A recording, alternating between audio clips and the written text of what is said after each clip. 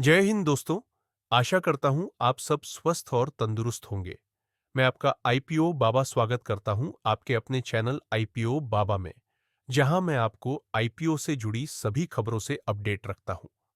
तो आज के वीडियो में हम बात करने वाले हैं कि काया हम माइनर बच्चों, यानी जिनकी एज 18 वर्ष से कम है, उनके अकाउंट से आईपीओ अप्लाई कर सकते हैं।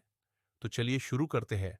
लेकिन उससे पहले मेरी अब सबसे विनती है कि नीचे दिए गए सब्सक्राइब बटन को अवश्य दबा दें। इसमें आपका कुछ नहीं जाता, लेकिन हमें बहुत मोटिवेशन मिलती है। आजकल सारे ही आईपीओ इतने ज्यादा ओवर सब्सक्राइब होने लगे हैं कि उनमें बस एक एप्लीकेशन के साथ अलॉटमेंट मिलना इज ऑलमोस्ट इम्पॉसिबल। इसलिए ये बहुत जरूरी है कि हम ज्यादा से ज्यादा यूनिक पैन नंबर वाली एप्लीकेशन लगाए, यानी कि अलग अलग इंडिविजुअल्स के डीमैट अकाउंट से अप्लाई करें। और उसके लिए आप अपने फ्रेंड्स और फैमिली मेंबर्स के अकाउंट काम में ले सकते हैं। हालांकि अब कोई बहुत बड़ी हिडन ट्रिक तो नहीं है, क्योंकि आजकल ये सबको पता है और हर कोई एक अच्छे आईपीओ में मिनिमम 4-5 एप्लीकेशन तो लगा ही देता है।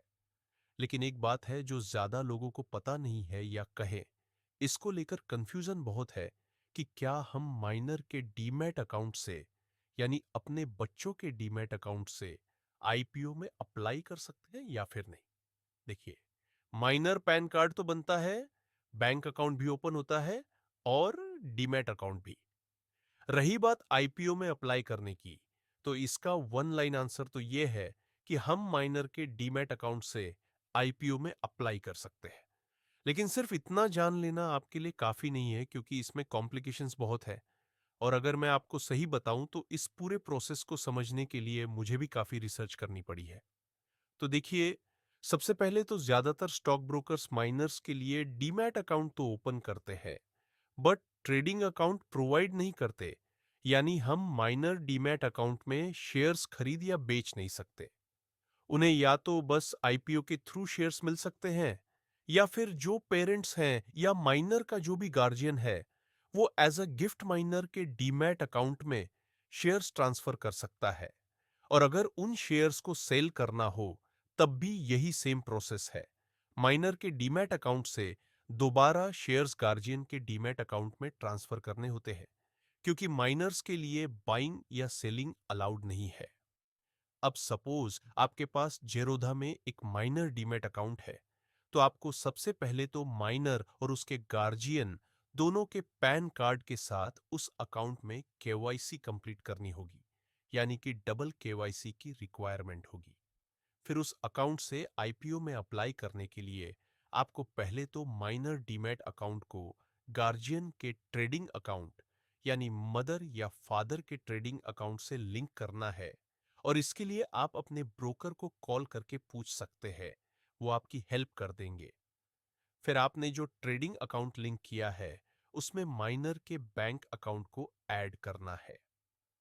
एक बार दोबारा मैं आपको बता देता हूं, माइनर के डीमैट अकाउंट में गार्जियन के ट्रेडिंग अकाउंट को लिंक करना है, और उस ट्रेडिंग अकाउंट में माइनर के बैंक अकाउंट नंबर ऐड करने हैं।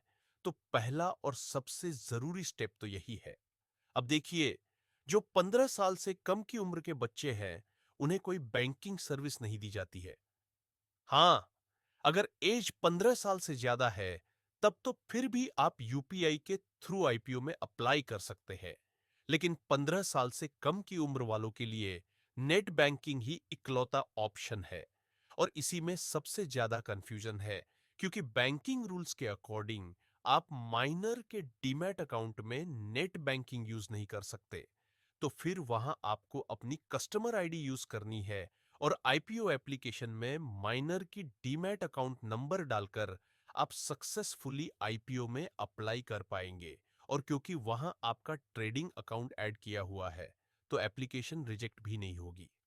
हालांकि बहुत कम ऐसे बैंक्स हैं जिनकी नेट बैंकिंग के थ्रू आप अपनी कस्टमर आईडी यूज करके माइनर के डीमैट अकाउंट में एक्सेस कर पाए। एक नाम जो मैंने हर एक आर्टिकल में पढ़ा है, वो है मैनेजर भी ना बता पाए। तो ऐसे में आप बैंक के हेल्पलाइन नंबर पर बात कर सकते हैं। तो ये प्रोसेस तो हुआ उन ब्रोकर्स के लिए जो माइनर का ट्रेडिंग अकाउंट ओपन नहीं करते।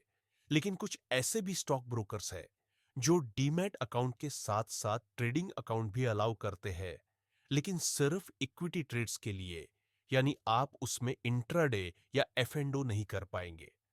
मोस्टली जितने भी डिस्काउंट ब्रोकर्स है, जैसे जेरोदा है, अपस्टॉक्स है या फिर एंजल वन और ग्रो, वो ट्रेडिंग अकाउंट ओपन नहीं करते हैं, लेकिन कुछ फुल टाइम ब्रोकर है जो डीमैट और ट्रेडिंग अकाउंट दोनों ओपन करते हैं। तो उनमें आईपीओ अप्लाई करने के लिए बाकी का पूरा प्रोसेस तो सेम ही है, बस माइनर के डीमैट अकाउंट में पेरेंट्स का ट्रेडिंग अकाउंट ऐड करने वाला जो स्टेप है उसे आप स्किप कर सकते हैं, क्योंकि वहां माइनर के पास ऑलरेडी एक ट्रेडिंग अकाउंट है।